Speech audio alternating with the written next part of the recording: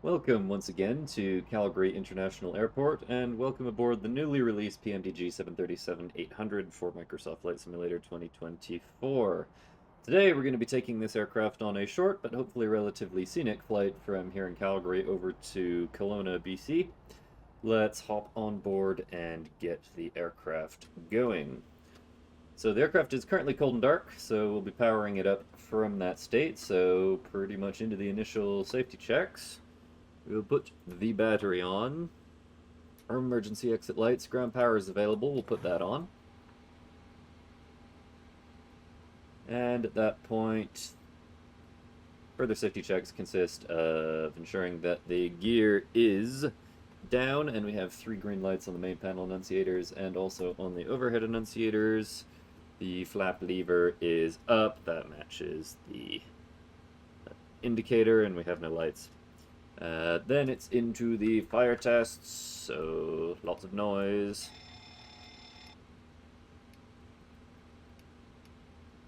Squibs, cargo fire, and good a time as any to do the config warning test, so each throttle forward, make sure the takeoff config warning does indeed come on, which it has done. So, at that point we ensure that the manual gear extension flap is closed. That's this door back here, that's all fine. Also note that the gear pins are here. And emergency escape rope, I think we can assume is on board up here. Do the airspeed Mach warning. Blackers, test the flight recorder, light went out. Stall warning.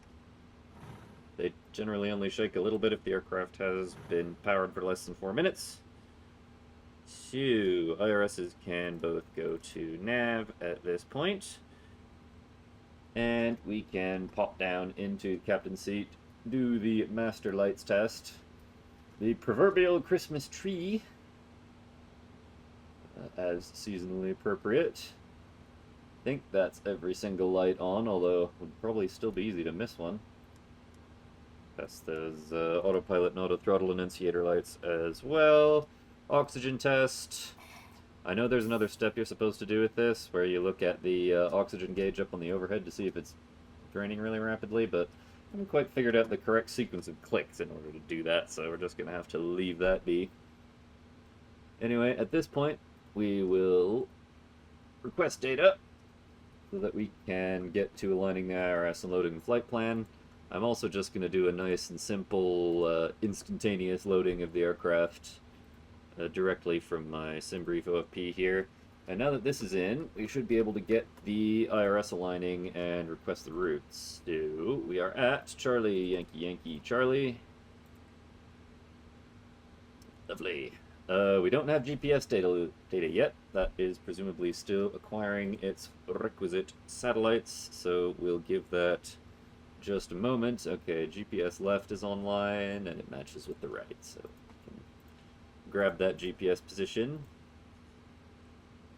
And I will hit route request. And while that route is on request, I'll head back over to the EFB and prepare some charts for this trip. So if we look at the OFP here, we are expecting to leave Calgary from runway 35 left, which is going to be a pretty long taxi. We'll climb to probably 5,300 and then proceed direct Botag. Quebec 894 Binvo, direct Rob T, Norip 5 arrival onto runway 16 in Kelowna, and we should be shooting the ILS when we get there. Is the general idea of things. So in terms of charts, at the departure end, I will grab the airport chart, and we'll have a quick look at that. Runway 35 left is this one here, so it's a very long taxi right to the other end of the field, so that might take us just a little while. I don't think we really need any other charts because we're not following a SID as such, although some of them do provide some clue as to how some of the other procedures tend to go out of here.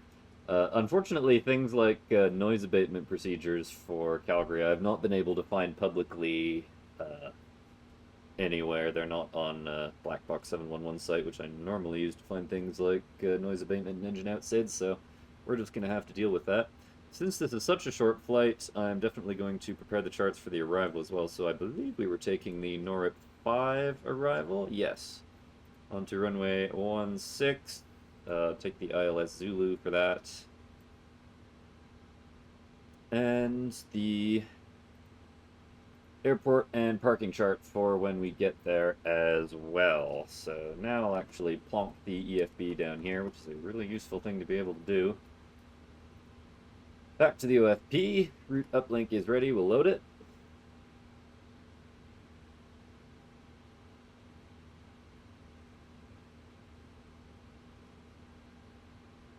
Any minute now. There we go.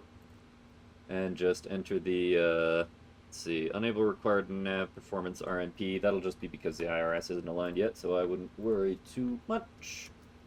So leaving Calgary, we'll take runway 35 left, add that to the route. Arrival in Kelowna. ILS Zulu runway 16, NORIP 5 from Rubti.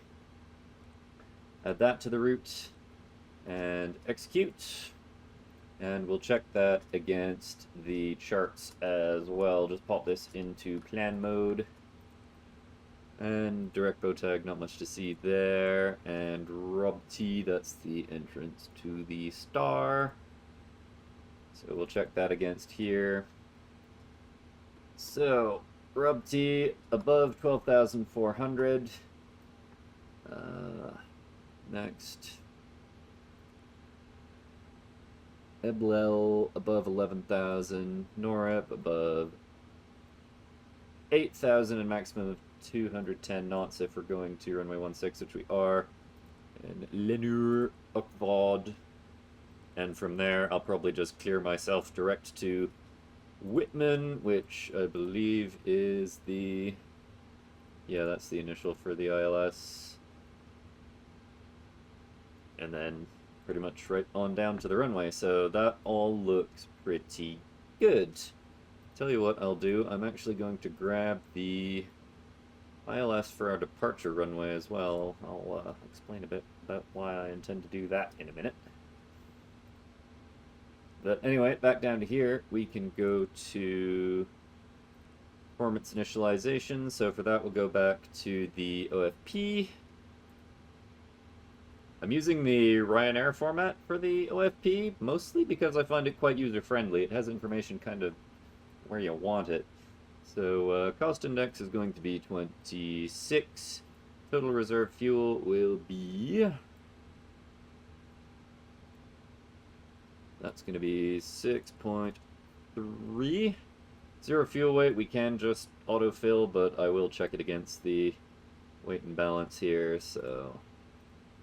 Zero fuel weight should be probably 124.5.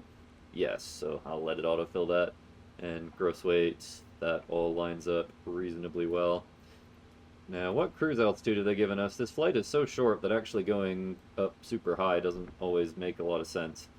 Yeah, it's saying 380 in the OFP, but I don't think that really makes very much sense. I'm going to do 300. So, let's see. Wind at top of climb is going to be 250 at 85 knots. That'll be a pretty substantial headwind, but we won't be in it for very long. In any case, outside air temperature at top of climb is not on this top page here. It only has the ISA deviation, and we can't enter it as that kind of figure. And I don't remember off the top of my head what the standard atmosphere at flight level 300 is, so anyway, it's going to be minus 54 up there. So we'll pop that in. Execute all of that. For the N1 limit, we then go into performance calculations. So out of Calgary, runway, come on you, runway 35 left. That all looks vaguely correct, and it should be dry. I'll import all these figures from the aircraft as well as the weather. Is the wind really zero? You know what? Let's check that against some other source. Yep, absolutely no wind. It's completely calm. Well, That's alright then. We could almost take 17 right if we wanted to, which would be way closer, but no matter. That's not what I wanted. Performance tool, so weather's imported. Alright, so in terms of thrust rating, it's going to be takeoff 2 and a selected temperature of 32. In terms of the takeoff D rate, I'll just take what it defaults to here, which is climb 1. I have no idea what WestJet SOP for climb D rates is, so I'll just kind of leave that be. For takeoff, I'll go to the secondary page first. Wind is genuinely bugger all. So, runway slope is completely flat, and again, I'm just going with guess and or standard figures for noise abatement procedures here. Engine out acceleration height is generally your minimum flap retraction height as well, which we will enter using the minimums knob, just so that we have that displayed to us. So 1000 AGL is going to be about 4,600 MSL, so I'll just enter that.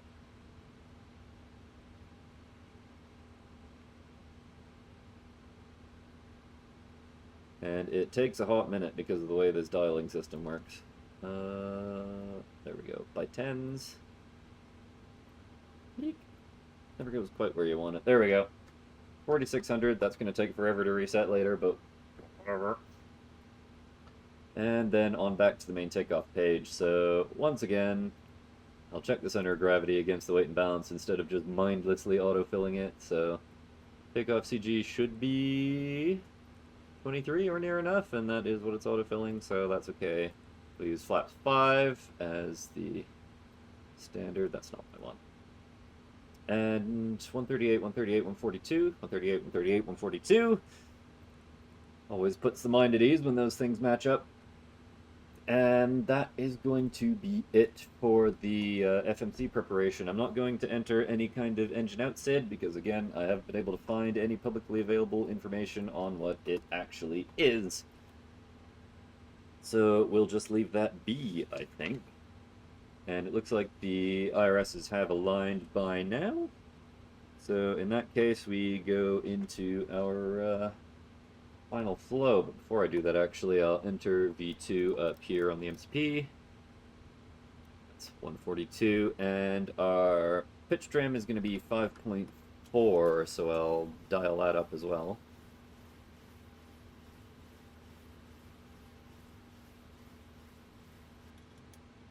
Alright, and then it's pretty much practice of configuring the overhead in strips from top to bottom. So first major item, make sure all this is guarded. Yaw damper goes on. Navigation and display switches should all be in their auto or normal settings. I'll test the cross-feed valve light. Make sure the light goes on and then off.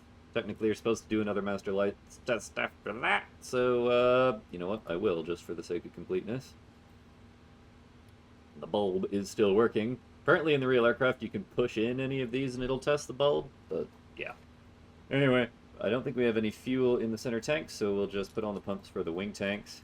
I'm also going to start the APU at this time to get some air conditioning into the cabin, and because I think we're actually going to be getting going pretty soon. So, AC and DC monitors, tell you what, I'll leave that on battery, put this over to APU gen, because we'll be switching over to that pretty soon. Cabin utilities are on. That is all good on down here on the electrical panel. Equipment cooling is normal. Tell you what, I can probably turn these lights off because it's pretty bright. I'll turn those off as we go. Equipment cooling's normal. Seatbelt sign will come on. And we don't have icing conditions present right now, so window heat will be on, but probe heat can be left off. Technically, I guess you only engage probe heat at this stage if you have freezing conditions and not just icing conditions. But anyway, electric hydraulic pumps can come on. And over to the air conditioning system. Trim air is on, that's all good. Packs can go to auto, isolation valve also to auto. And cruise altitude, I was going to do flight level 300, so that's all good. Landing altitude, we can grab that by taking 50 feet off of the runway altitude on the legs page, so that's going to be 1,400 feet over in Kelowna.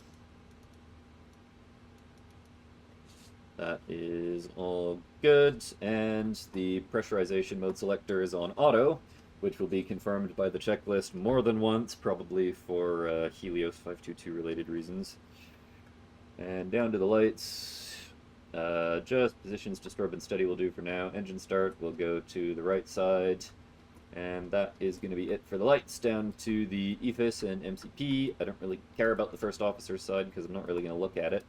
We are using inches of mercury here in Canada. And the QNH is 29er86. We've had some really low barometric pressures these last few weeks, which has kind of been making my head hurt a lot, so coming up towards standard atmosphere at least is a bit of a relief. Anyway, right, off the plan page there. Weather and traffic is on by default. Weather, that's all good. I guess we will put terrain and traffic on the FO side. Actually, no, I'm really not going to bother with his panel. Anyway, so I mentioned I was going to put in the ILS for the departure runway in case we need to make an immediate return. So I'll just whack in the course for that here. That's going to be 345. I'll just do that into nav 1. Let's see, and we'll also set the runway heading here. Altitude, we'll dial that all the way up to cruise because I'm not using any kind of ATC, so I'll make that 30,000, and at that point flight directors can come on. I'll use heading select initially after takeoff. Let's see, then on down through here, auto brake to RTO systems. Check that we have hydraulic quantity and pressure, and then over to the engine page. Reset any fuel used. And that should be about it. Once again, turning these lights off as I go because I don't think we really need them. Mind you, the sun does set in like an hour because we're just past the solstice and the sun sets at like 4:20, 4:30 in the afternoon at these latitudes, which is just so wonderful. Anyway, coming back down here, speed brake is retracted, flaps are retracted, thrust levers at idle, fuel's cut off, stabilizer, trim switches are normal. Lovely. Weather radar is in auto, and right, I was going to put in that ILS frequency, so that's 111.5. In case we need to make an immediate return. Transponder, whoops. Do 2000, tilt above, and standby. I am going to forget the transponder tilt, bloody guaranteed. And you are supposed to do the aileron and rudder trim a little left and a little right to make sure it's free and moving, but it is such a pain to get them zeroed again that I'm going to omit that. Sorry. And put these lights off once again as well. And at that point we can get to the safety inspection checklist. So, surfaces and chocks checked, maintenance status checked, battery is on, obviously, otherwise none of this would be lit up. Electric hydraulic pumps are on, landing gear lever is down, ship's library. I presume we have all the requisite manuals on board. Yeah, there they are. And that is the safety inspection checklist complete. So at this point we can pretty much prepare the aircraft to actually get going. So put power onto the APU generators. APU bleed on, because our passengers are probably freezing to death back there. Oh god, this is in Fahrenheit. I think that's still pretty cold. Anyway. And we'll get our various ground services cleared away here. So... vehicles, we'll just release all. It's easy enough. Close all the doors. Which should close those cargo doors back there, where I think the only one's still open. And arm all the doors. And we did switch over to APU power, so everything isn't going to go black when I release the ground power. Yep. Remove the chocks. And that should remove the jetway as well, shouldn't it? Actually... oh, and the other thing is, set the bloody parking brake before you remove the chocks. Ho ho ho, so we don't roll away. And... release the jetway. Yeah, there it goes. Now we can remove the chocks. And just as a bit of a sanity check, I'll make sure everything is clear out here before we go, by way of asking the ground crew, please confirm all equipment is clear, or whatever. Okay, so what else? I think I've got everything done to go into the... Why are we getting this electrical thing? Is that normal when you're just on APU power? I don't actually know, so I'm going to ignore it. We'll go with the before start checklist to the line. So IRS mode selectors, nav, gear pins, all three of them are in here, so that's all good. Lights test, we've done that. Oxygen test, we've done that. Yaw damper is on. Navigation transfer and display switches, normal and auto. Fuel, we have 13.5, but we're supposed to check that against what's actually required, so it's down here, isn't it? And nope, that's the nav log. Let's see.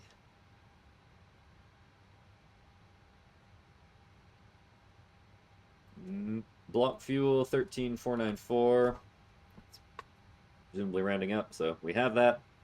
Cabin, utilities, and passenger seat power is on. Emergency exit lights are armed. Fasten seatbelt sign is on. Air conditioning, whoops, missed something. Window heat is on. Air conditioning and pressurization. Packs, auto, bleeds on and set.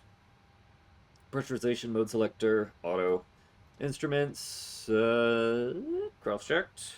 Auto brake, RTO, hydraulics, normal. Speed brake, down to 10. Parking brake, set. Stabilizer trim, cutout switches, normal. Wheel well, fire warning.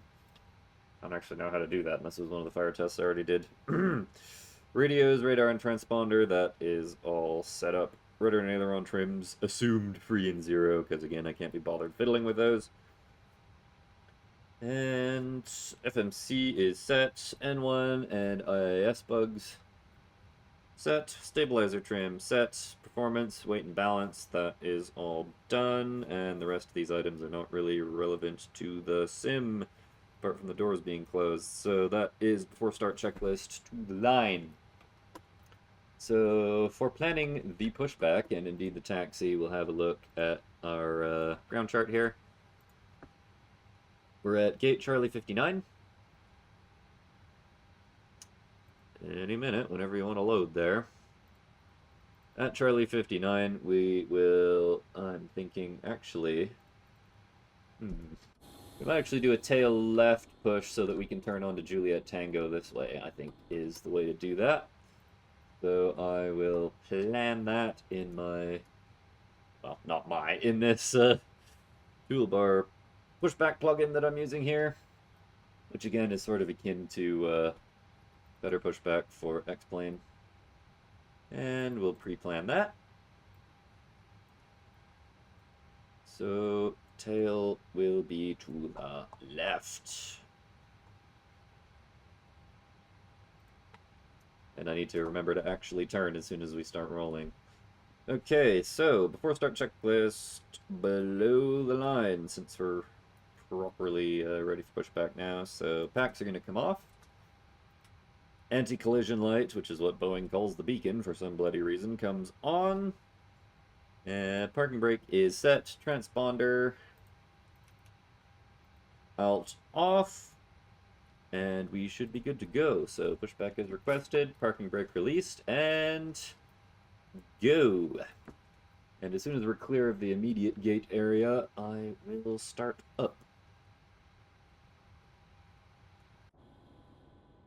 So, at some airports and some aprons, I think mostly in Europe, they'll have a red line that you're meant to start once you're across, but just have to take a bit of a guess in this case. So, engine 2 starts. We have N2 rotation. We should get oil pressure and N1.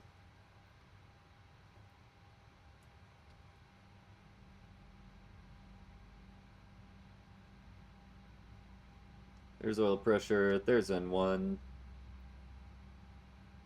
25% N2 fuel goes in. And these lights should go out. which they have, and then these lights should go out. So low oil pressure is out, and once the starter valve open light goes out, we can consider the engine stabilized if all these figures have also stabilized.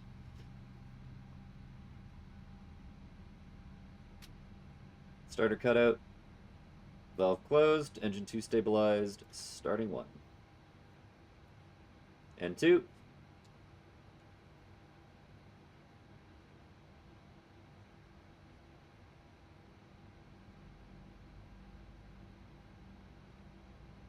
Oil pressure, and 1. 25% N2 fuel in, and pushback is complete, so I'll set the parking brake and we'll just close that. There's not much additional fanfare with the use of that system. And just waiting on that engine to stabilize now.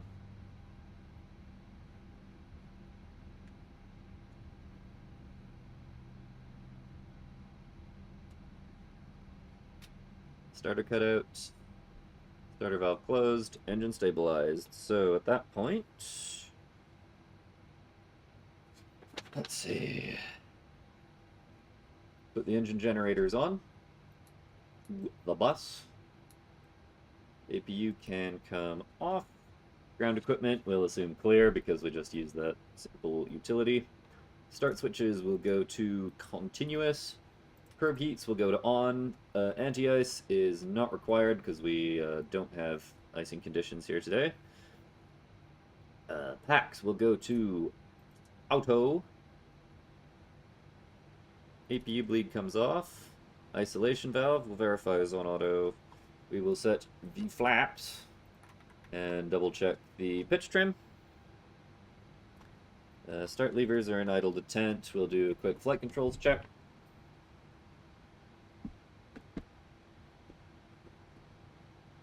Seems to be all right.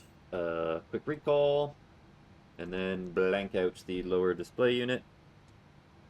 And before taxi checklist, so generators on, APU off, start switches continuous, probe heats on, anti-ice not required, air conditioning, packs auto, bleeds on, isolation valve auto, flaps 5 required, 5 set with green light, stabilizer trim 5.4 units required, 5.4 units set. Start levers are at idle detent, flight controls are checked, and whack the recall one more time. Before taxi checklist complete, we are ready to go. So remember that it's a right turn, and release parking brake, off we go. So I'll pop my ground chart on here, why not? Which I do have our position on as a little bit of a cheat. So right on Juliet Tango, then right on Juliet. Don't turn yet.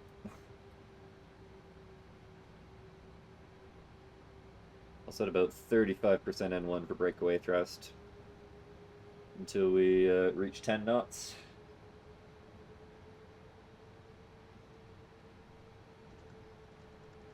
Incidentally, I have acquired the FSIM Studios scenery for Calgary, so that's what you're seeing around here now. And it's quite pretty and also very accurate. I've never flown in or out of Calgary as a pilot, but I have done as a passenger many, many times. So this is all quite familiar indeed. And also, obviously, just spent a lot of time here in the sim as well, and indeed in many sims, going right back to FS2004, way back in the day, and indeed in FS2004 and FSX. This runway was still 16 and 34, because the new runway over here didn't exist yet. That opened in 2015, and they were renumbered. Or correction, this runway opened in 2014. And then this runway was renumbered around that time as well, because up here in Canada in particular, and northern latitudes in general, renumbering of runways is something that I think probably has to get done a little bit more often due to proximity to the magnetic North Pole and the fact that it moves around a lot, and therefore severely buggers up map making and navigation and things. Anyway, we'll hang a left here. Not too early. There's a little bit of snow on the surfaces here, but I'm not going to worry about that too much. I think we can probably consider the runway dry enough, as it were. And we'll just take Golf Delta and Golf down to Taxiway Charlie, and then take that all the way down to the end.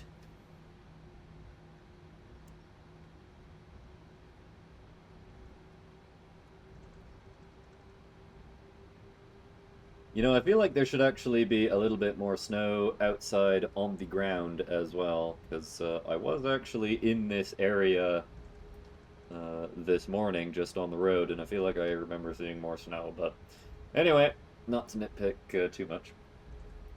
It is certainly very cold outside. We have a outside air temperature of -19, which probably means, you know what, this is worth checking before we actually get out there. How cold is it in Kelowna? It's 4 degrees. Okay, that's pretty nice. So at an elevation of 1,400 feet, yeah, that means I don't need to do any cold temperature altimeter correction on the way in there. And we don't really have any altitude constraints on the way out of Calgary, so I'm not worrying about that too much on this end. I probably should have corrected things like, well, I don't know, whichever altitude we proceed en route at. Anyway, we're crossing a runway, so we'll put the strobes on.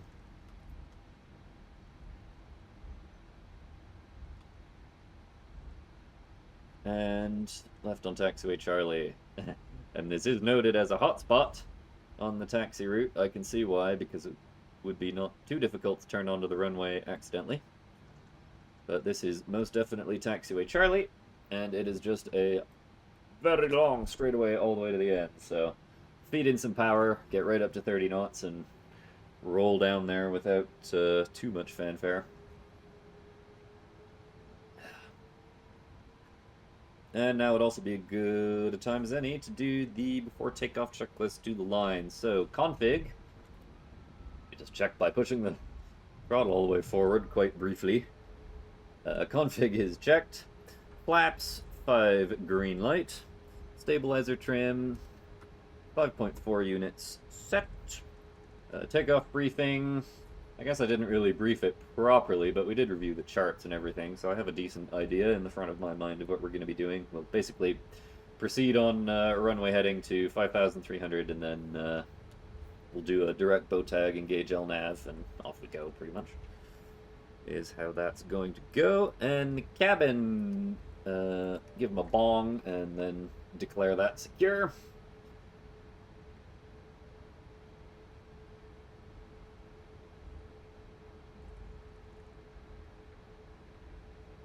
Now, obviously, the passenger terminal is at the north end of the field, but there are various operations down here, like charter companies, such as North Caribou Air. There's some, like, the ramp for fancy private jets is over here, I think, as is, I believe, de Havilland Canada's new final assembly plant for Twin Otters, which are being built here now. So, that's what we have down at this end. This stretch here used to be a runway, but isn't anymore. As you can see from the markings there, it's closed with X's on the surfaces, which I presume will be visible in this scenery as well if it's up to date.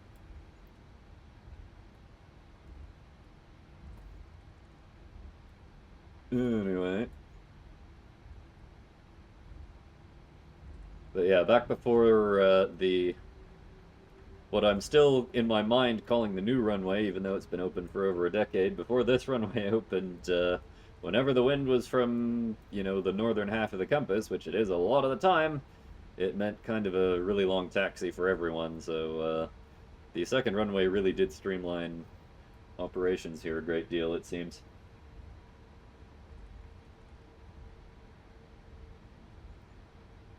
Anyway, we are nearly to the far end.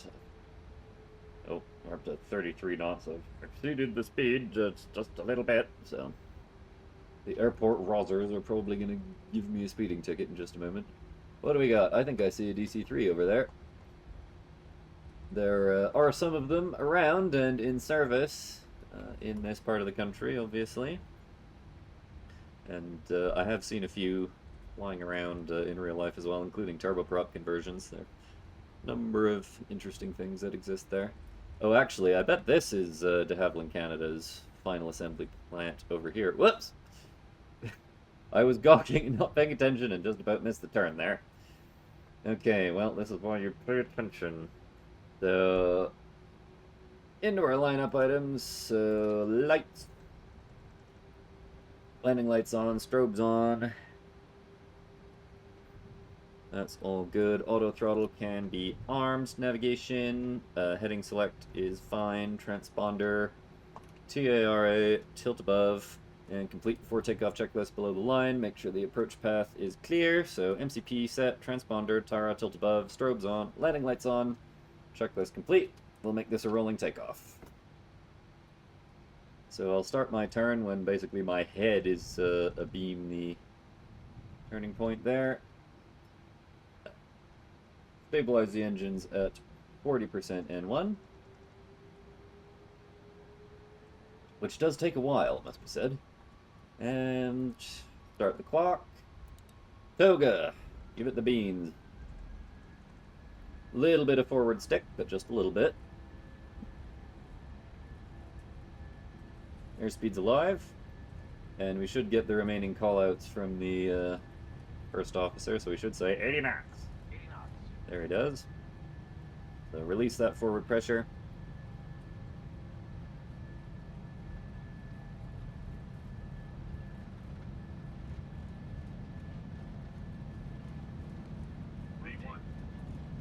V1 rotates. Up we go. You're up.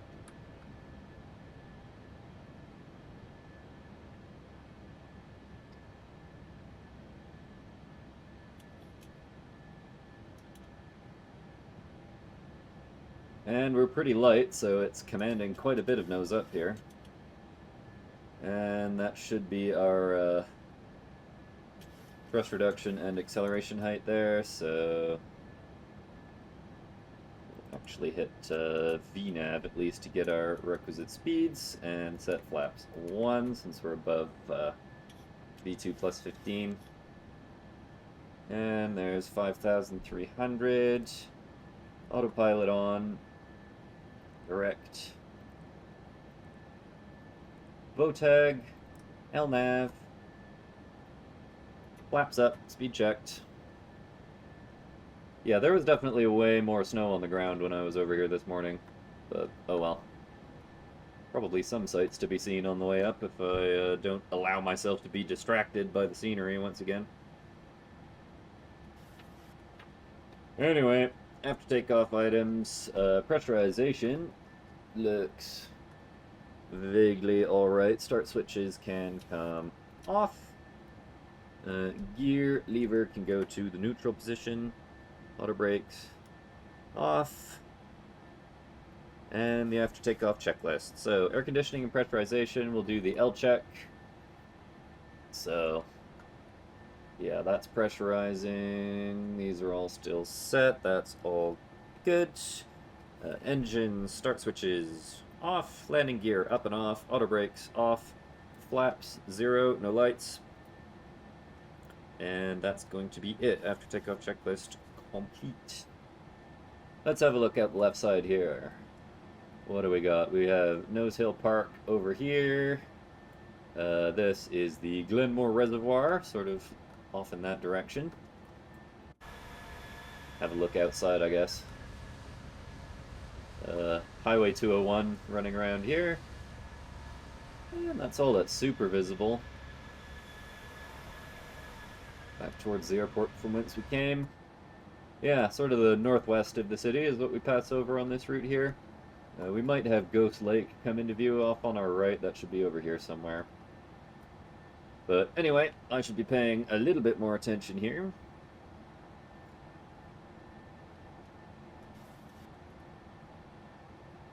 So, passing 10,000, I'm going to put the landing lights off, although some operators do wait until 18,000 to do that. I'll just do it now while I'm thinking about it. And we'll run the flap flow, so it's called. So F, Fuel, balanced, lights, off, APU, off, pressurization, run another little L check, differential pressure being in the general neighborhood of 4,000 is what we're looking for at 10,000 feet.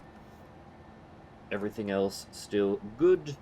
Seatbelt sign, I think I'll hold that for just a few more minutes, and then just a quick recall check here. I'll see what our angle of climb is once we've reached our full speed here before I shut seatbelts off. So top of climb is about 45 miles. And even only going to 300, we're not going to be level for very long. This is quite a short trip, sort of just into the mountains. But a nice one, nonetheless. So, what do we got off our right side? Let's see.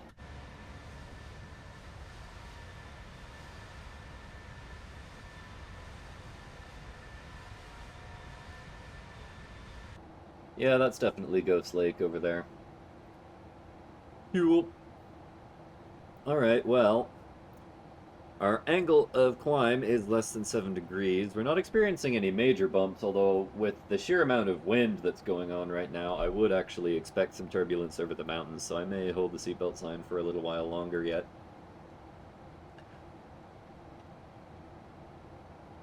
I don't think there's too much else to be seen to just now, though. Let's see. I guess if we're coming up on bow tag, we can do a fuel check. So our estimated fuel on board at bow tag is 10,868, and we're going to be above that figure, so that's nice, I guess. Assuming we don't burn all that fuel in the next 4 miles, which, yeah, we're not going to. So fuel is more than good. We used less on the, probably less on the taxi is what it might have budgeted extra for, even though we had a long-ish one. But takeoff and initial climb did not use as much as they were really expected to, so that's okay, I guess.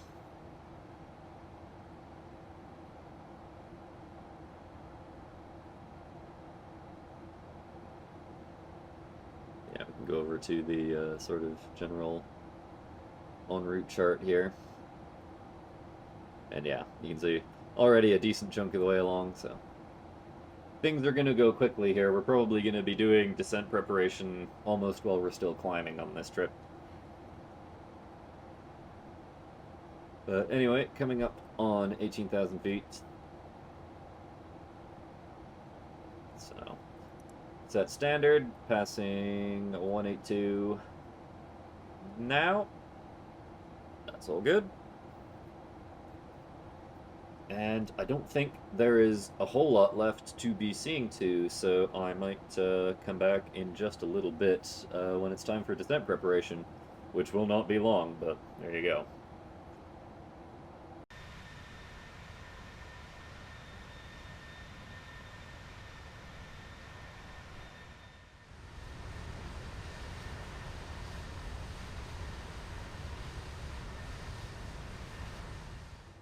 Right, actually coming immediately back whilst we're still climbing for a few points of interest. That is the Nakiska ski hill down on forward left, and the Bow Valley is down and on our right here, so the town of Canmore is there, Exshaw is there, and here we have a mountain called Yamnuska, which I have climbed, along with, let's see, Hart Mountain and Grant McEwen Peak, which are down here. So, yeah, bit of scenery there. Bow Valley with the Bow River running through it there to Canmore, and then Banff is over there. Lake Louise on up there, but that's not really visible from here, so yeah, just few little scenic points of interest there. Obviously the ski hills look quite distinct in winter because of the paths carved out of the forest. Anyway, that's all I wanted to add.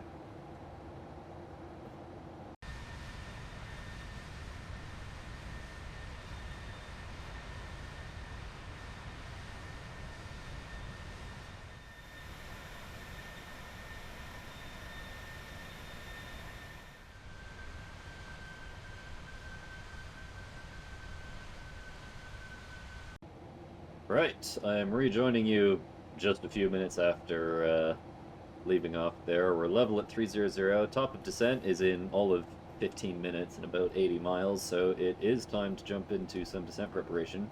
It is a little bumpy, but I will turn the seatbelt sign off just for the cruise phase, so everyone can now begin their stampede to the lavatory, probably. And so, the first order of business for the descent preparation is going to be to have a look at the weather. So, let's see. Wind 170 at 5 knots, so that's pretty much a straight headwind and pretty calm anyway. Visibility 9 miles. Sky clear, allegedly. I guess there's less cloud up there. Temperature 4, dew point -2, altimeter 2978. We'll preset that. 2978.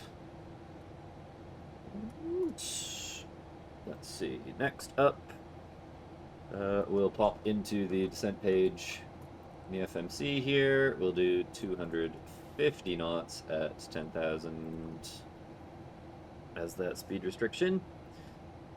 And go to the forecast page. We will request the descent winds, since the winds on the way down can move our top of descent considerably, because having a headwind as we do will push it basically closer to our destination is what that's going to do due to our lower ground speed. As you can see, we have a wind component, basically about a 100-knot headwind, so yeah, that's kind of what we're dealing with here. Anyway, we'll load those winds. There we go. So yeah, obviously the wind comes off as we head down, and that's very useful information for the FMC to have. And we'll put in that UNH as well, 2978. And that is all good. Next we'll go to the fix page and put in a few range rings. So runway 16. Let's see. So the three distances that we're mainly meant to do are one as a sort of reference point for our top of descent. So we're going to be descending, we'll round it to 29,000 feet. So 29 times 3 comes out to 87. Now, I expect that range ring to be, yeah, outside of where our actual top of descent is because of the aforementioned headwind, but it's just a little sort of sanity check there to make sure things are vaguely where they should be. And then we'll do 10 miles and 5 miles just as references for the actual approach and when to get our gear and flaps out. So, by the way, if anyone's curious, I'm working from a procedure document, the link to which I'll try and remember to put in the description, so it deserves the credit and the blame for what I'm doing either right or wrong here. And actually I did make sure the correct transition level is in the descent forecast page. No reason why it wouldn't be, but worth checking.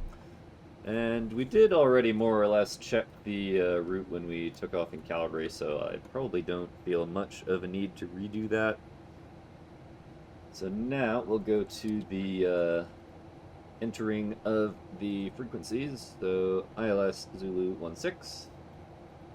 So frequencies, courses, that's going to be 111.3 and 160. I'll put that in both.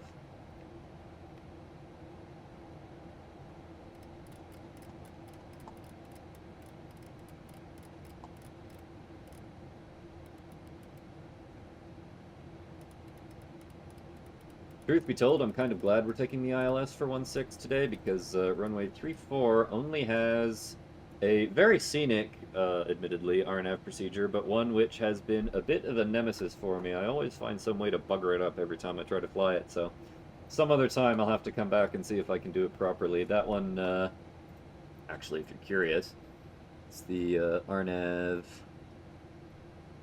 whoops. The RNAV for runway 34, which does a very interesting thing where it sort of skirts the edge of the valley and then takes you on down to line up with the runway relatively close to it. So it's neat. I just always find a way to make a baubles of it every time I try to do it. Anyway, ILS frequencies and courses are in. Actually, is there a VOR to reference for the go-around? Because we'll put that in the standby window if there is. Track 1, 6, no, it looks like a purely RNAV missed approach procedure, I think. Yeah, so I won't worry about that. Right, next, we'll tell you what, we'll verify the field elevation. Yeah, it's 1,420 feet, so the 1,400 I put in there is correct, because it's to the nearest 50. And at this point, we'll put in the minimums as well. So, shooting your regular Cat 1 ILS, that's going to be 1,660 feet barrow. So we'll dial that in.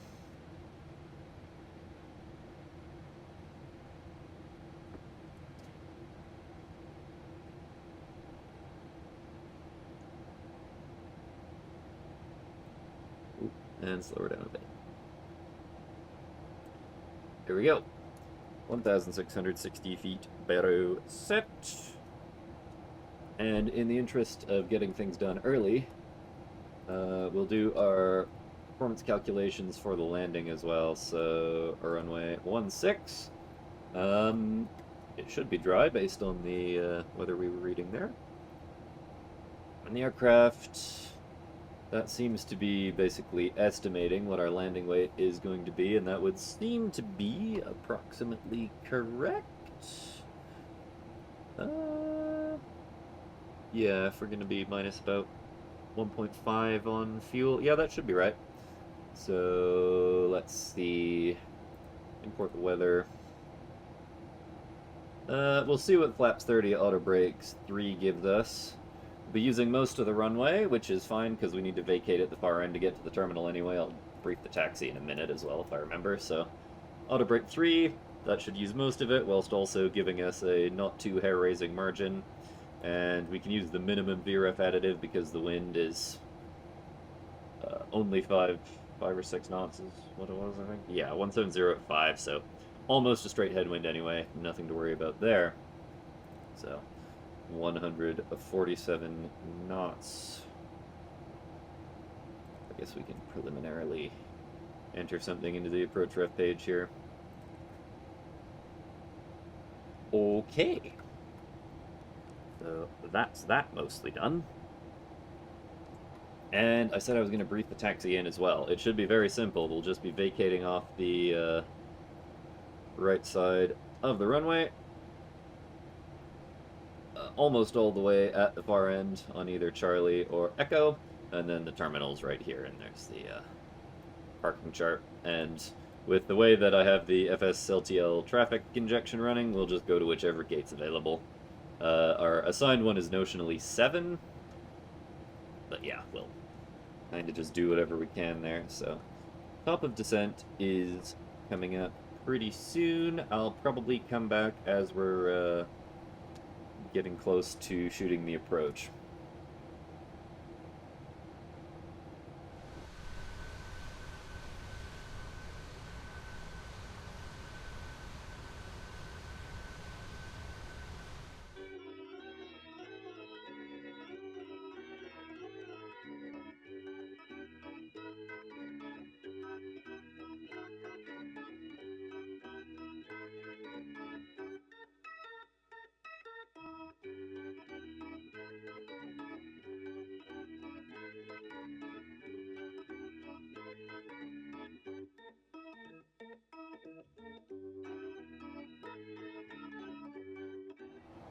Alright, welcome back. We're a decent portion of the way down now. We're coming up on transition altitude. I'm actually going to recheck the weather for that altimeter setting. Altimeter now... 29 or 77. Okay, what did I have in there before? Maybe that got nudged at some point. Anyway, it's correct now, so... Altimeter is set. I do have the engine anti-ice on right now because we've been passing through some cloud, but I don't anticipate we'll actually need it at landing, and there doesn't seem to be any ice actually accumulating on the aircraft, so the wing anti-ice can stay off. Right, so you can actually pretty much see the path that we're going to be taking on down now, so pretty much in that way. So heading bug is synced for now. That's always a nice idle fidget activity that you can do. Angle of bank limiter is back up to 25 degrees. Normally you set it to 10 above flight level 300. And yeah, I put the seatbelt sign back on pretty much right after top of descent because we started encountering some bumps almost immediately. This is a relatively common phenomenon over the mountains because they tend to force air aloft, often in a very violent fashion. In the winter, this can take the form of lovely Chinook winds where it warms up really nicely on the prairies. In the summertime, it tends to take the form of producing gigantic squall lines and thunderstorms and tornadoes and things. But, yeah, just something we have to deal with. It's not too bad today. Like, not even bad enough to have shown up as a mountain wave in the significant weather chart, I don't think. He says, is it actually in here? Wind, wind, wind. Yeah, there was obviously nothing on the significant weather chart, so. Well, that's all good. Yeah, not too much more to deal with just yet until we hit 10,000 as such, so I leave myself with a bit of a deficit of things to actually say. Suppose I can recheck some stuff, make sure my charts are handy. Go around altitude, I can get that in my head so that we can set it. Yeah, so that's going to be all of 9,000. You go a long way back up if you do a missed approach here, naturally, because you got to get up and out of the mountains, because, as you can see, Kelowna's in a pretty deep valley. The MSA is 8,800 feet.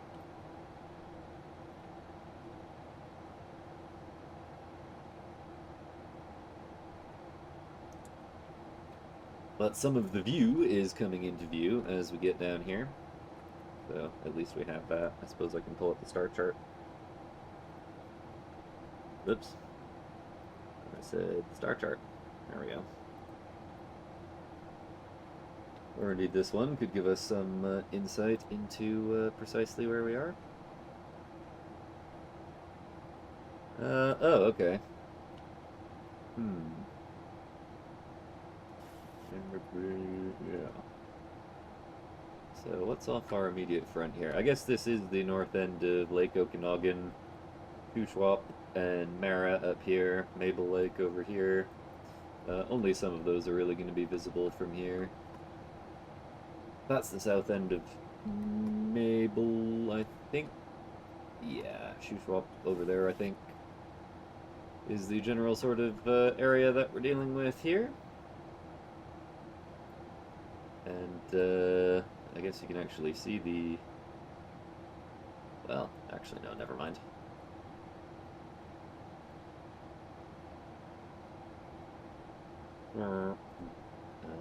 Just pull the approach chart back up, I guess. We haven't been, we've been keeping on profile all right. Yes, indeed we have. Generally, headwinds can make that easier, I suppose. A little bit bumpy. You can sort of see the manner in which the amber airspeed arc is bouncing there from the bumps that we're getting. Actually, the very first flight that I did in this aircraft on release day, I flew it out to Victoria and had a rather hair-raising wind shear encounter on the approach there. Based on the weather that we've seen, that's not terribly likely here, although weather and winds can be unpredictable in the mountains, so you kind of have to be ready for anything.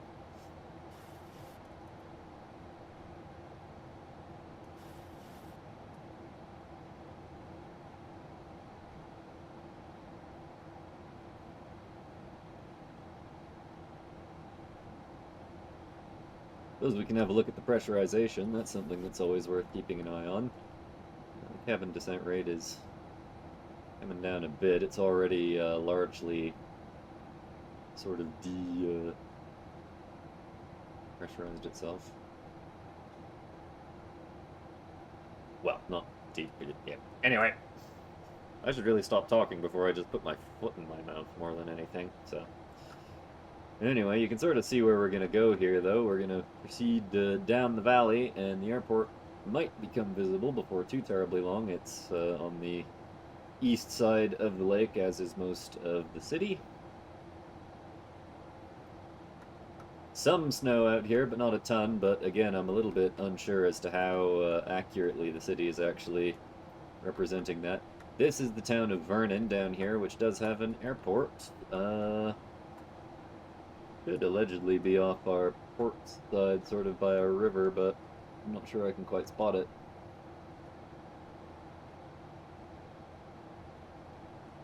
Yeah, hard to say. Might be under the nose already, actually, is where it probably is.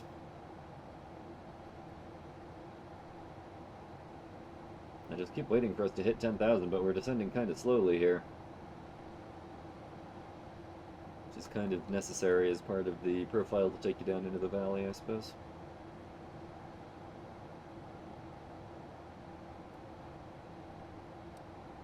Anyway, probably as soon as we're just past Beam Whitman here, I'm just going to do a direct 2, as long as we're low enough, actually. Because we're going to be, let's see. Yeah, well, maybe I'll wait until we're past Upvod, just so that we can get rid of the altitude in time. Because that would be a very steep descent that the aircraft, well, might be asking a little bit much of the aircraft to do that. Anyway, just in the interest of filling time, I'm going to do the 10,000 foot checks now, so it's another iteration of the flap mnemonic. So fuel check is balanced. Lights, we'll put the fixed landing lights and the turn-off lights on. Angle of bank set to 25 degrees. Pressurization, we checked that a bit ago. Seatbelt sign is on. And always hit recall. Let's see, we are not picking up the idents for the ILS, or actually are we yet? ILW, no, that is it. So we have the idents for the ILS. We're not getting DME yet, but let's see. I think that's probably a logical time to run the frisk check as well. So frequencies are set. Range rings, we've done those. Ident, we've got. We don't have the DME alive yet, though. Standby instruments, pretty much coincide with the ones that are already in. Courses should be 160 on both, and we did indeed put that in. So, approach checklist. Altimeter and instruments set and cross-checked. Approach aids checked and set. Approach checklist complete. Now, technically, you're supposed to put the terrain display and the vertical situation display on the pilot monitoring side, so I guess we can do that. The terrain is definitely a factor here, but it is visible because the weather's good, so it's not really a threat. And we're down out of the clouds now, so I can turn that engine anti-ice off, probably, without any great issue. And tell you what, I'm just gonna do Whitman after Upvod as the flight plan sequence there. I think the aircraft should be able to handle that rate of descent that's required for that. Yeah, if anything, it's below the, we're below the profile it's calculated for us there, so that's not really a problem. Bump that range out just so I can see a little bit more.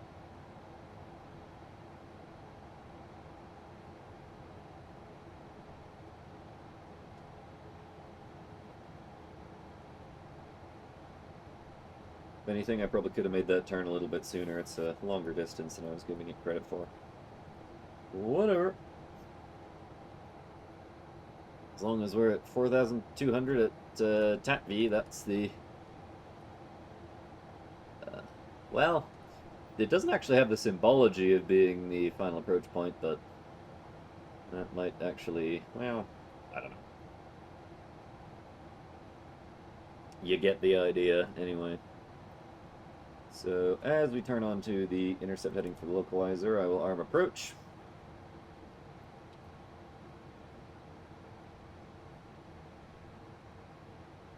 And yeah, I probably could have closed up the distance a little bit more than I did, but oh well. Gives us plenty of time to prepare, not that we've been actually very short of that up until now. I was assuming this would be a trip with a very high workload, and in certain phases it kind of was, due to how short it was, but almost everything's done now. It's really just our landing procedures that we need to get to. And it's, well, as you can see, the sun is already very close to the horizon. The solstice was yesterday. The sun sets rather early. But certainly a very pretty view down the valley. I think that was the 2,500 foot call out just starting there. I'll have that for the thumbnail, please. Or maybe something else, we'll see. 2,500, but we're so far from the field, I'm not going to start getting out flaps or anything yet. We can keep our speed for now, which just needs to be 210 knots per the published procedure. Otherwise, we could probably even go a little faster without great difficulty. Yeah, that is still Vernon back there, isn't it? I think so. Can't quite spot the airport, though, but that's not really our concern right now.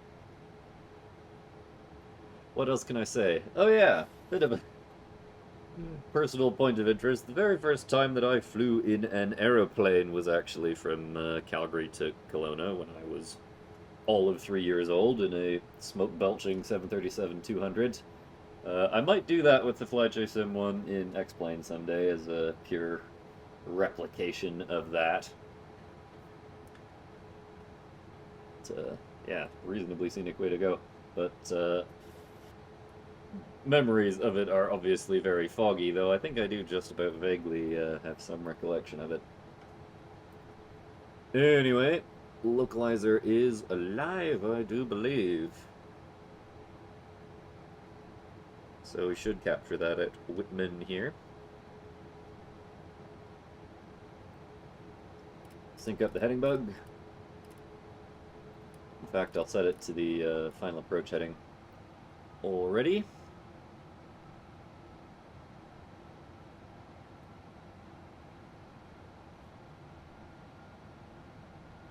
And that's localizer captured.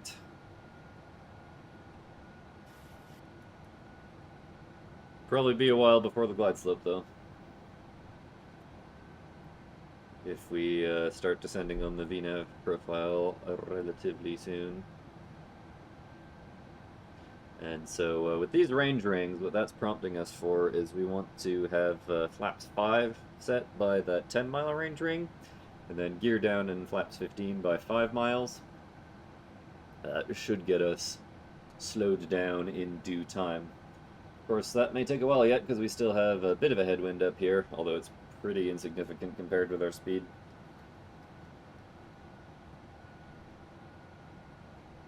It does look like there's a little bit of a haze shrouding the field and the city down there, so we may not spot it for just a little bit yet.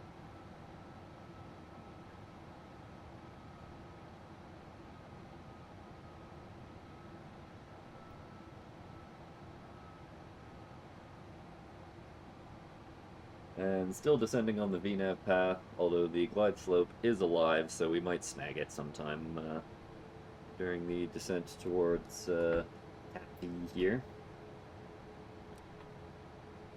Drop the range on the display there.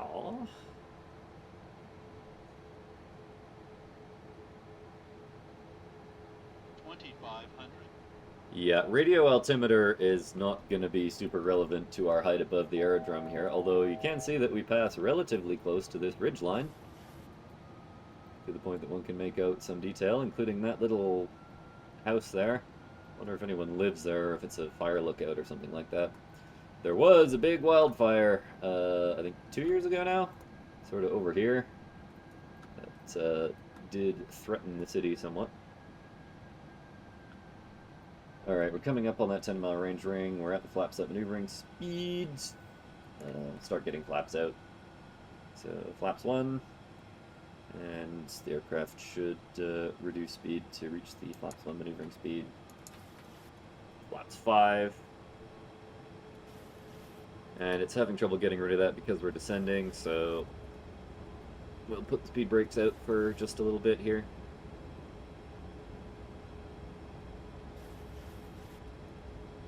Okay, glide slope is captured, missed approach altitude.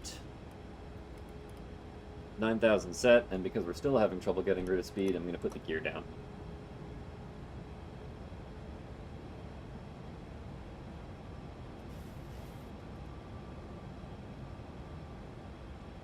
So, and we'll do start switches to continuous. Recall is checked. Speed brake will go back to armed once we're done decelerating here. Gear down, 3 greens, auto brake, 3. Put the remaining landing lights on. Whoops, that's not what I meant to do. There we go. Okay, now that speed is starting to come back, but it's still really struggling here. Okay, now it's putting power on. Oh, it's because it's done a speed intervene here. So, anyway, gear down, flaps 15. Flaps 15 maneuvering speed is dialed up. Honestly, with how quickly we're coming down here, I might reduce it right back to our VREF pretty soon, which was, just to refresh my memory, 145 knots with the additive. So, 145, flaps 30. And we should be able to get ourselves stable by 1,000 feet. I can see the pappies.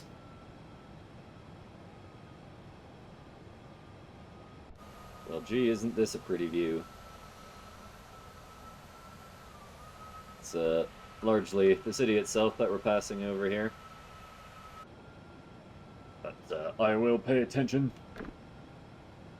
So, landing checklist. Start switches, continuous, recall, checked, speed brake, armed, green light, landing gear, down, 3 greens, auto brake, 3, set, flaps, 30, green light, landing lights, on, landing checklist, complete.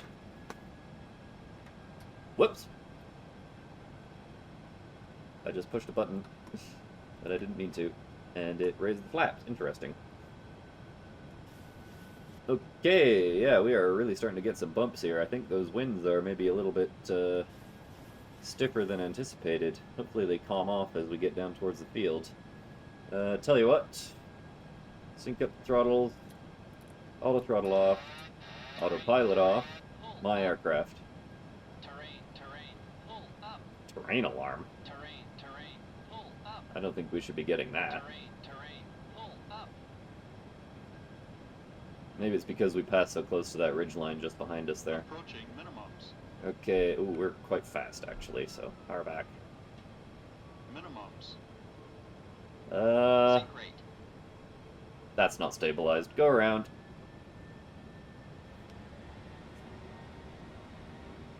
You're up. Too low. Gear. Too low. Gear.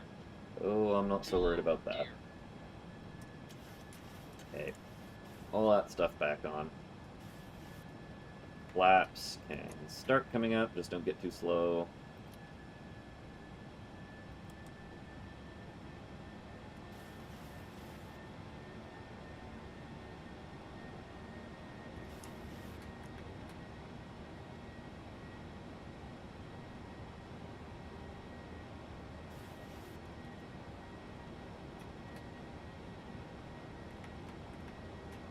Alright, flaps up. And on to the missed approach. So, once again, don't exceed 250 knots until ARIP, 160 to ARIP, climbing right turn, Bucto 228, 9,000, and we shouldn't have trouble climbing quickly enough.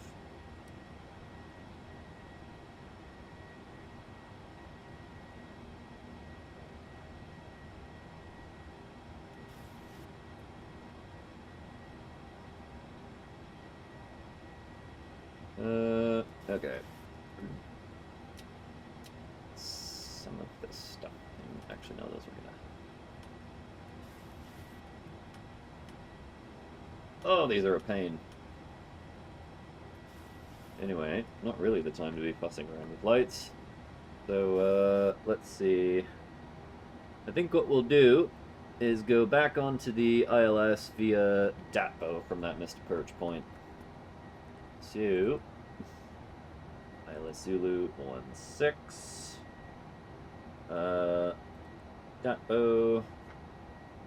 Don't really need to fly the whole star again. Is that actually going to give me what I want there? Yes. Okay. So once we reach Messier, I'll go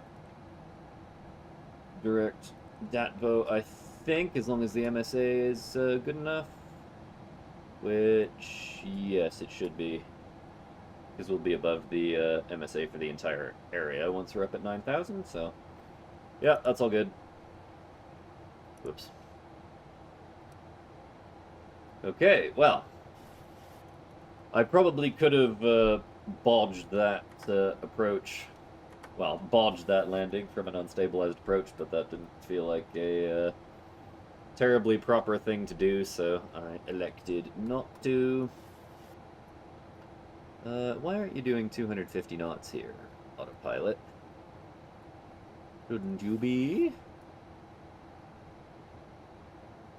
Well, it's probably not the end of the world to keep it back to 210. Tell you what, let's just do direct Datbo if we know we're going to be reasonably clear of the terrain on the route. So yeah, that's max 210 knots, we can keep the speed back just fine, and as long as VNAV is engaged, I can dial this back down for the approach, and we'll head on over there. The terrain is more or less visible, and we should be able to keep well clear of it. Tell you what, let's recheck the weather and see if that wind's actually come up, and if we need to add anything to our VREF for that. Nothing yet. Wind is still allegedly a sedate 160 at 4 knots. Well, maybe at the level of the field it is, but 500 feet above it, there's a bit of a maelstrom going on. But no matter, we'll make do.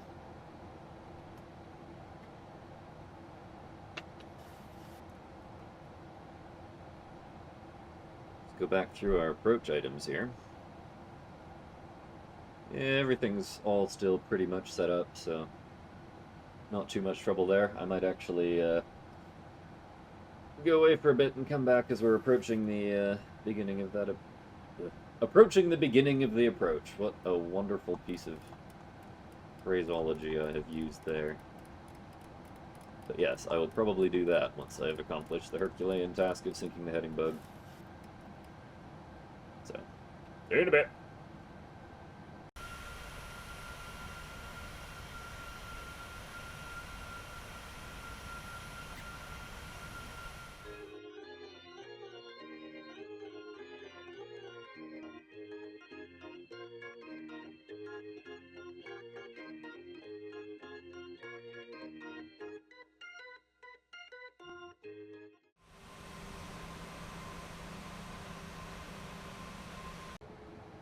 Right, we're coming up on Whitman again. We're a little fast and getting drag required from the FMC, so I'll put the boards out again for a little bit.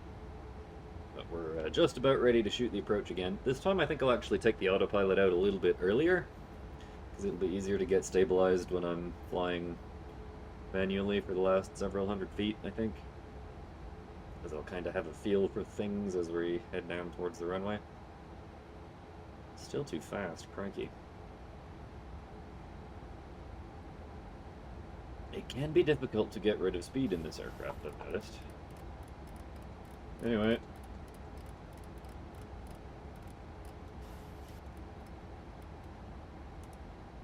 Arm approach.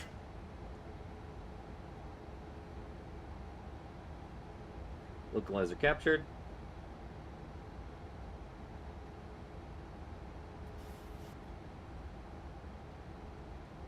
And this time, just knowing how difficult it was to get her to speed before, I think I'm going to get flaps 5 out a little bit early.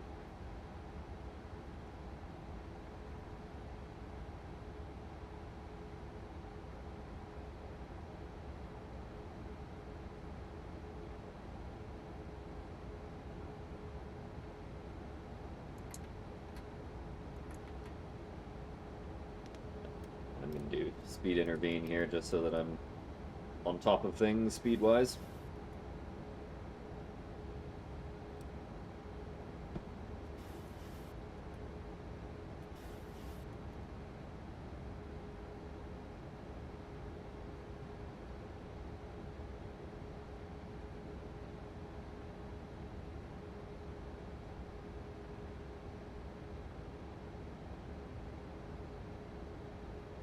The difficulty in this really lies on the fact that we're descending on the VNAV path and we're never actually level to decelerate at any point, so getting rid of that speed early seems to be the order of the day.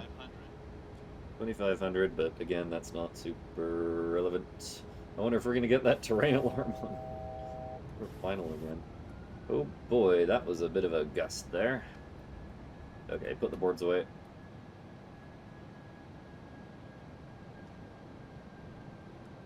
VNAV disconnect? You what? Tell you what, altitude hold, we'll just grab the glide slope.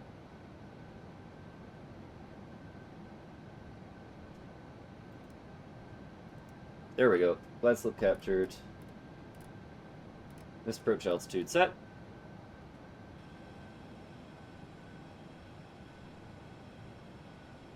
And she should start down with the glide slope there. Yep.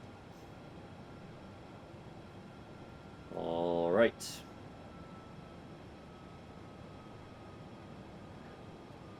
Well, let's get ourselves stabilized early. Gear down. Flaps 15.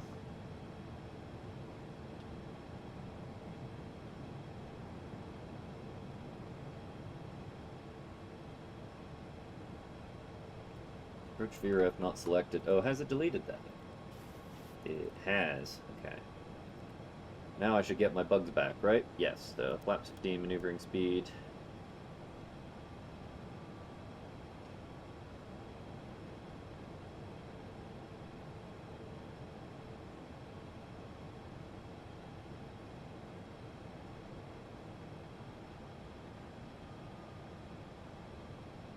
And I'll make sure we're configured with flaps 30 by 5 miles even, I think. Burn a bit more fuel, but I want to make sure we're stable this time, because if not, we're diverting, and it's really not a good reason to do that, apart from the fact that we would be at a critical fuel state. So let's make sure we get her on the ground this time. At least we can enjoy some pretty scenery on the way in, as it's getting to be dusk.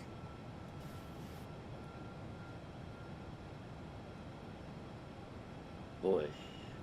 Yeah, it is a real bumpy on the way down here.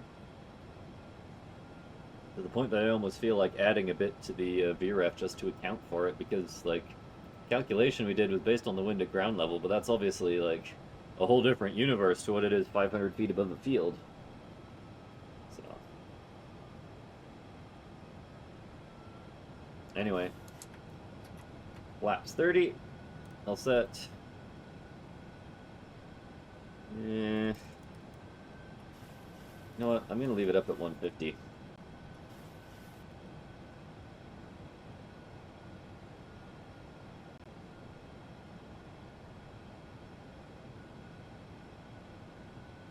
And sync it up, auto throttle off, and my aircraft.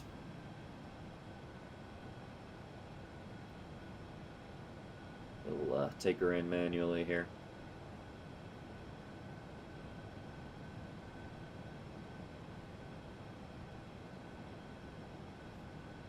Alright, bring that down to my calculated ref now.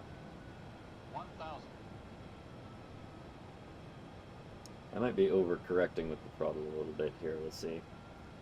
In principle, we should be running about 60% N1 on the approach. With this flaps configuration. And yeah, look at that. I drop below that setting, we drop below that speed, so Yeah, not a million miles off. Slightly low on glide slope. Ease her up a bit.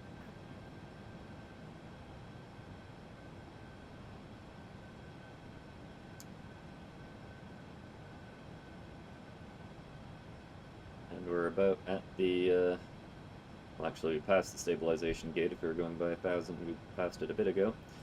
It's about as stable as it's gonna get, so I guess there's that. Slightly low again. Yeah, I know we're passing over a hill, but we'll be okay.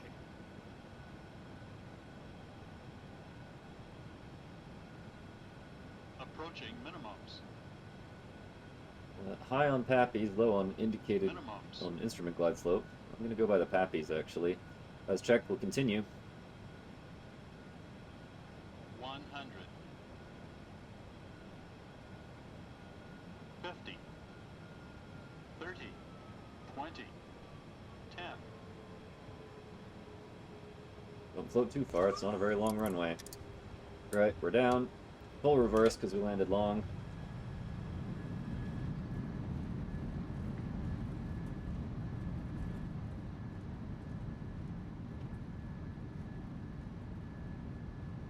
Okay.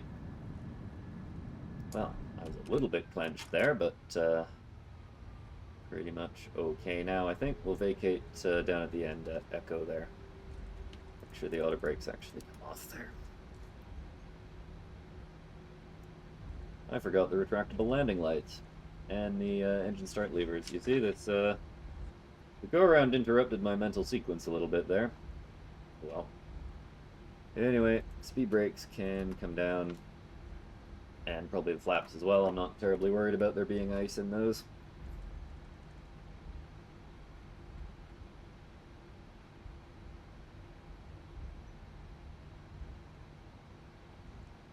Because I didn't run the landing checklist, that's why I forgot these things, and that's why we have checklists. Oh well. My brain got saturated, what can I say?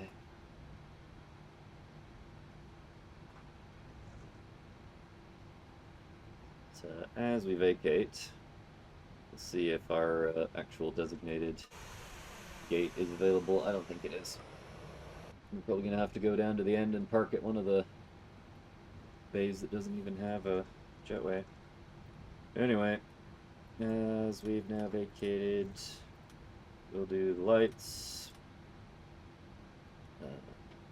transponder, out off. Flaps are already up. You can set the trim to about 4 units, just don't miss this turn here.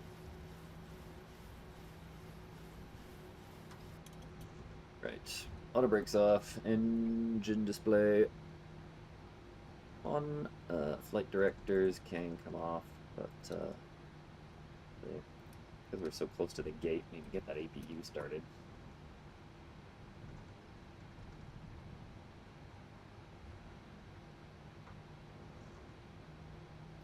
Yeah, we're gonna have to go and park in the cheap seats over here, I think. That's okay. MCP we can reset.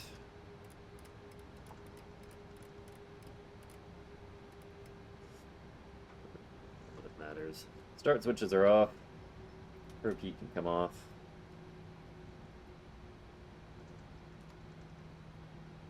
Let's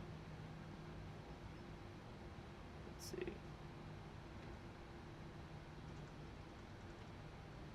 Yeah, we might just have to go sort of to the far end over here by where this Q400 is. Oh, and I didn't stop the clock either.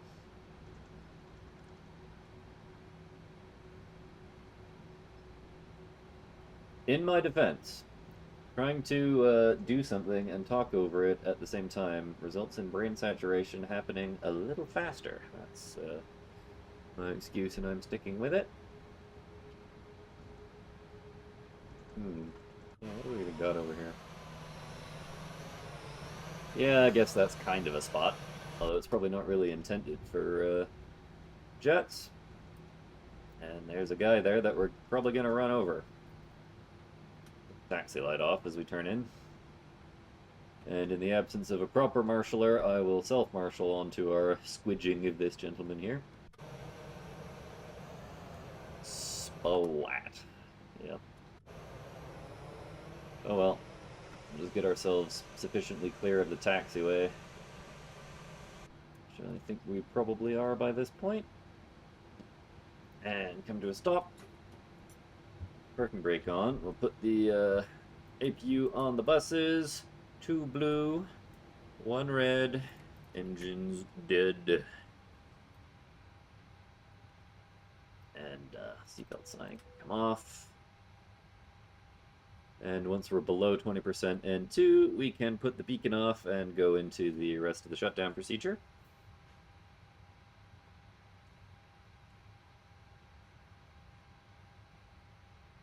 And there's 20%. That can go off. We'll get our various ground services connected. We'll stay on APU power for now just to keep the cabin nice and warm. We'll be asking for stairs because the jetways are all taken.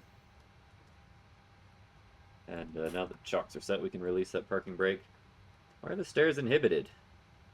They shouldn't be inhibited. There is that part of the ground service vehicles. I don't know. We'll get the baggage. And I guess we can grab the stairs from there. Okay. Disarm the door. And we have stairs coming, question mark. We can